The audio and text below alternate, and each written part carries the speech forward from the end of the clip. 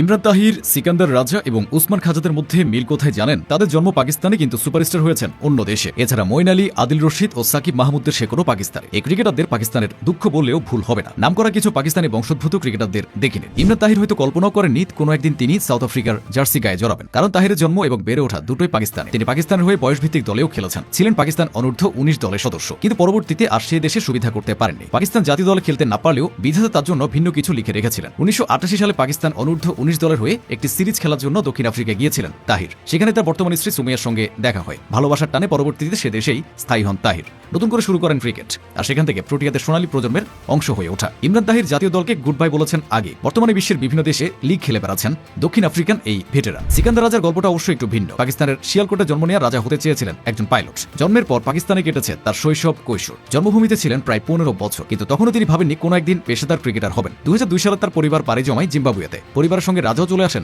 দক্ষিণ আফ্রিকার এই দেশটিতে। এরপর নানা ঘটনাচক্রে তিনি দেশটির ক্রিকেটে নাম লেখান, হয়ে যান জিম্বাবুয়ে ক্রিকেটের সত্যিকারের রাজা। অস্ট্রেলিয়ার হয়ে খেলা তারকা ব্যাটার উসমান খাজা জন্মেও পাকিস্তানে। খাজা ১৯৮৬ সালের ১৮ ডিসেম্বর পাকিস্তানের ইসলামাবাদে জন্মগ্রহণ করেন। তবে বুঝ হওয়ার আগেই তার পরিবার ইসলামাবাদ ছেড়ে হাজার হাজার মাইল দূরে অস্ট্রেলিয়া সিডনিতে পাড়ি জমায়। এরপর সেখানেই তার বেড়ে ওঠা এবং ক্রিকেটের প্রতি অনুরাগ। সেই অনুরাগকে পরবর্তী সময়ে পেশা হিসেবে নিয়ে উসমান খাজা গায়ে জড়িয়েছেন জাতীয় দলের জার্সি, হয়েছেন অস্ট্রেলিয়ার টেস্ট ক্রিকেটের অবিচ্ছেদ্য অংশ। ইংল্যান্ডের সাবেক অলরাউন্ডার মঈন আলীর সাথে পাকিস্তানের সংযোগ আছে। তার পূর্বপুরুষরা একসময় পাকিস্তানে বসবাস করত। পরে মঈন আলীর দাদা কাশ্মীর থেকে ইংল্যান্ডে চলে গিয়েছিলেন। এরপর ইংল্যান্ডে তার মায়ের জন্ম হয়। এরপর মঈন আলীর জন্ম হয়। মাত্র ১৫ বছর বয়সে তিনি ওয়ারউইকশায়ারের হয়ে চুক্তিবদ্ধ হওয়ার মাধ্যমে ক্রিকেটে নাম লেখান। পরে সুযোগ পান জাতীয় দলে। অবসরের আগে ইংল্যান্ডের হয়ে ৩ সংস্করণেই একটানা খেলে গেছেন মঈন। মঈন আলী অবসর নিলেও এখনো ইংলিশদের অন্যতম ভরসা আদিল রশিদ। মুসলিম এই ক্রিকেটারের শেকড়টাও কিন্তু পাকিস্তানে। অতীতে তার পরিবার বসবাস করত বরফে ঢাকা কাশ্মীরের মিরপুর শহরে। সেখান থেকে অন্যদের মতো ১৯৬৭ সালে তার পরিবারও পাড়ি জমায় ইংল্যান্ডে। পরে সেই দেশে জন্ম হয় রশিদের। এর পরের গল্প তো গোটা ক্রিকেট দুনিয়ারই জানা। এই মুহূর্তে বিশ্ব ক্রিকেটের অন্যতম সেরা লেগ স্পিনার তিনি। রশিদ ছাড়াও বর্তমানে ইংল্যান্ডের সক্রিয় ক্রিকেটারদের মধ্যে তিনজন পাকিস্তানি বংশোদ্ভূত রয়েছেন। তারা হলেন পেসার সাকিব মাহমুদ,